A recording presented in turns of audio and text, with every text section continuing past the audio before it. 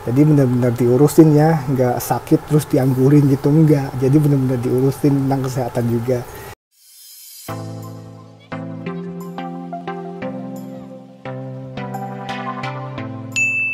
Assalamualaikum warahmatullahi wabarakatuh. Hayo gozaimasu minasan. Ya, jadi di sini saya Gufron Abdul Majid, saya dari Kota Tegal. Saya adalah salah satu siswa dari LPK Yasuya Abadi Purbalingga yang sekarang sudah bekerja di Jepang. Dan nanti saya jelasin situasi di sini, kenapa saya ada di sini dan kenapa ada selang ini juga. Ini. Jadi saya akan ini ya, coba beri kayak pengalaman saya.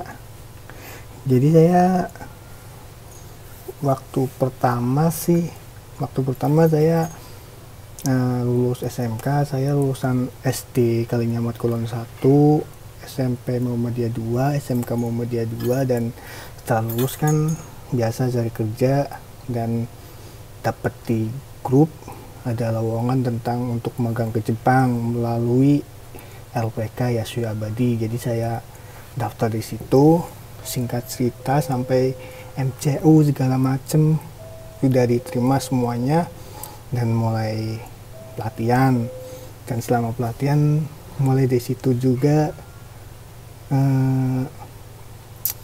saya mulai mengerti kalau ke Jepang itu nggak semudah yang kira-kira.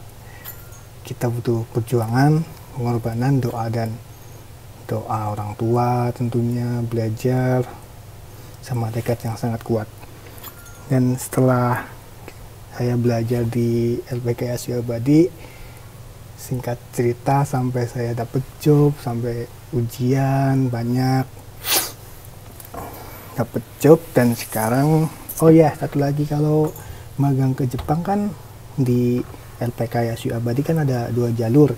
Yang pertama jalur IM, yang kedua jalur SO. Nanti ini kalau mau lebih lengkapnya bisa ditanyain langsung aja ke sensei-senseinya, karena sensei di situ juga baik-baik ya buat sharing. Tapi kalau saya ini pilih jalur SO karena ada beberapa alasan. Jadi langsung aja ya.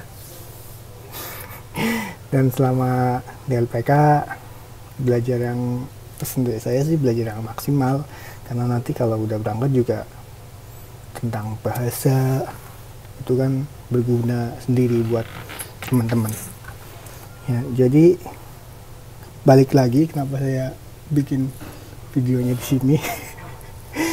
Ya, jadi ini sebenarnya saya sedang sakit ya, sedang dirawat ini.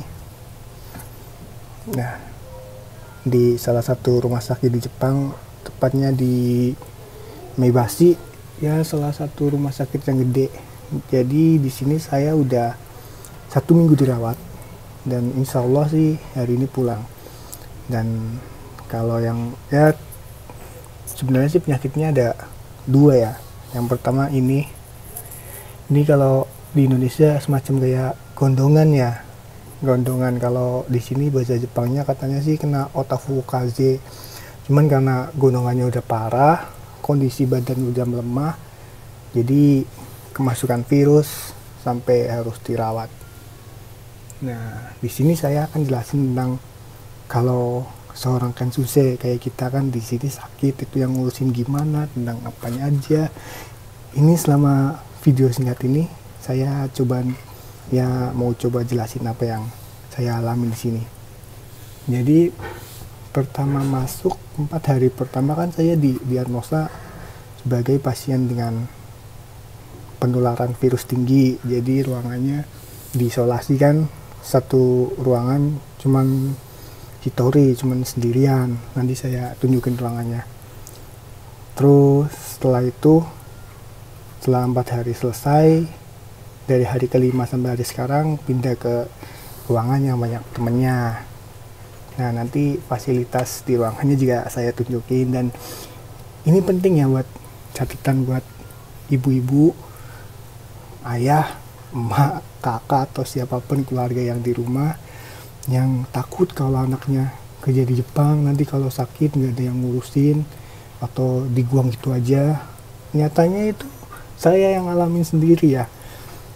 Saya yang lewat LPK, balik lagi ya, kalau lewat LPK yang lain sih ya saya nggak tahu juga sih, cuman saya yang ngalamin lewat dari LPK Yasui Abadi Purbalingga. Itu benar-benar diurus, karena di Jepangnya sendiri kan di sini kita punya apa ya, semacam kayak agen penanggung jawab jika peserta kan bisa itu sakit, apalagi masuk rumah sakit, itu diurusin dari mulai tata cara pendaftarannya dan macam-macam lah, diurusin semua. Jadi buat ibu-ibu yang di rumah gak usah takut kalau anaknya kalau sakit itu cuman dibuang. Di sini fasilitasnya komplit, cuman ya satu hal yang kurang mungkin ya, kalau sakit di Jepang itu gak ada yang nemenin, jadi emang sendirian.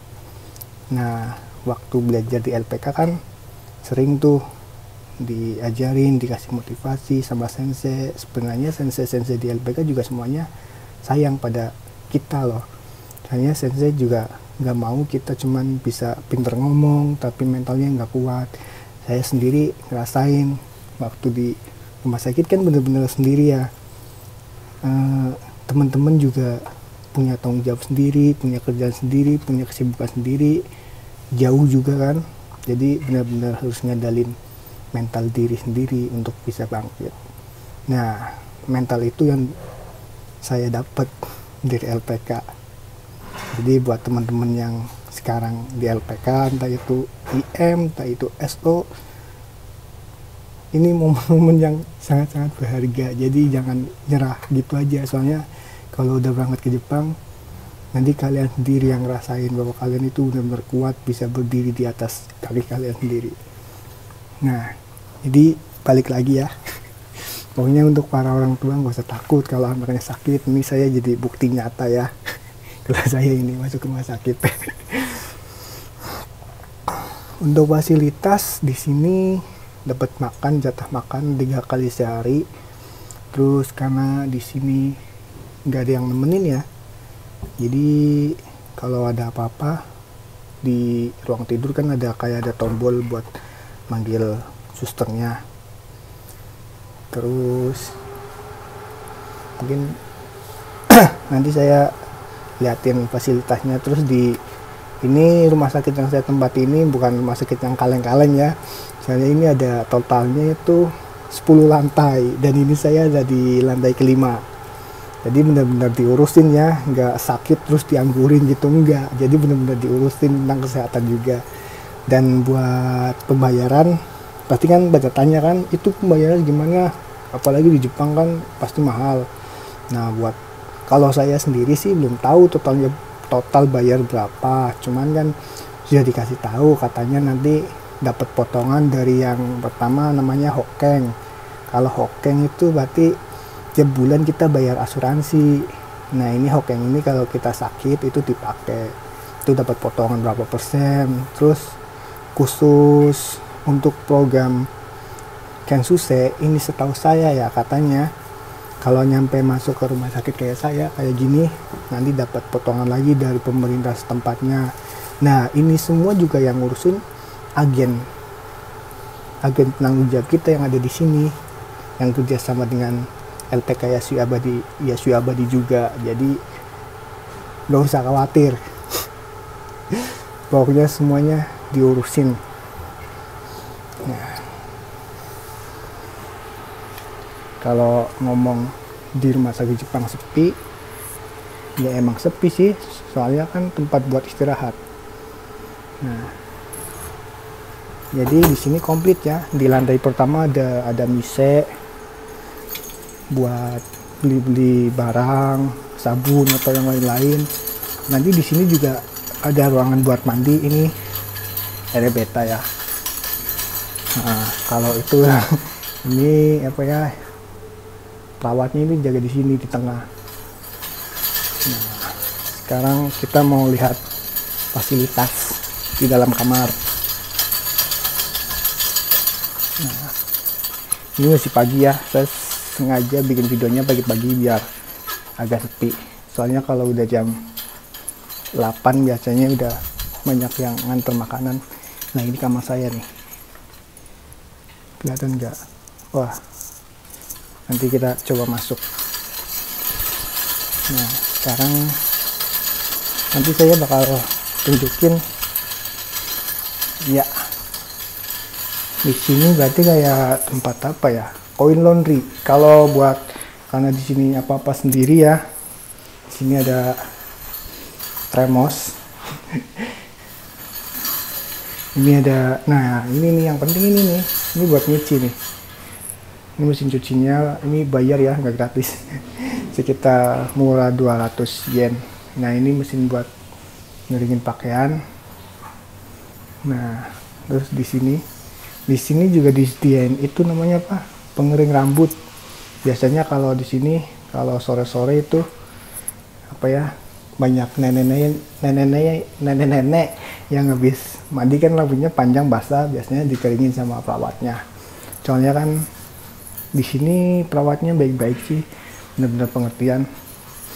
Nah ini buat shower ya, buat mandi, cuman ada orang mandi dan biasanya pakai jadwal. Jadi, nah kalau di sana toilet dan ruangan yang mana? Ruangan yang ini nih, ruangan isolasi yang satu orang sendiri.